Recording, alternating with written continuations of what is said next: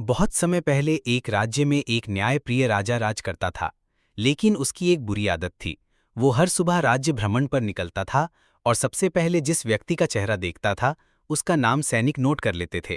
यदि राजा का दिन अच्छा गुजरता तो कोई बात नहीं, लेकिन यदि उसका दिन खराब होता तो वो उस पहले देखे गए व्यक्ति को फांसी की सजा सुना देता था। राजा की इस आदत से प्रजा बहुत परेशान थी। एक दिन राजा भ्रमण पर निकला और सबसे पहले एक काने आदमी का चेहरा सामने आया। सैनिकों ने उसका नाम लिख लिया। उस दिन राजा का दिन बहुत खराब बीता। राजा ने उस काने आदमी को फांसी देने का आदेश दिया। फांसी से पहले काने आदमी से उसकी अंतिम इच्छा पूछी गई। उसने राजा से एक प्रश्न पूछने की इच्छा जताई। जब राजा उसके सामने आए तो काने आदमी ने हाथ जोड़कर पूछा कि उसे किस गुनाह की सजा मिल रही है।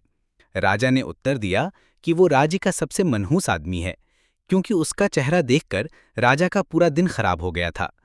इस पर उस काने आदमी ने बड़ी बुद्धिमानी से कहा, राजन, मैंने भी तो उस दिन सबसे पहले आपका ही मुंह देखा था।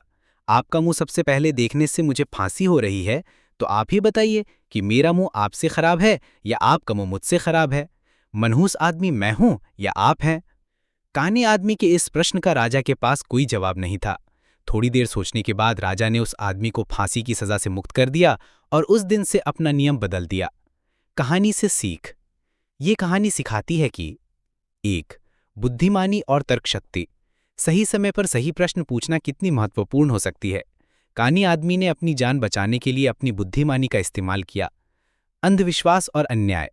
अंधविश्वास के आधार पर बनाए गए नियम कितने अन्यायपूर्ण हो सकते हैं।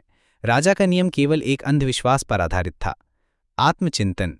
ये कहानी राजा को आत्मचिंतन करने पर मजबूर करती है कि कहीं दोष उसके अपने व्यवहार में तो नहीं था, न कि किसी और के चेहरे में। ये एक शानदार कहानी है जो हमें सही और गलत के बारे में सोचने पर मजबूर करती है।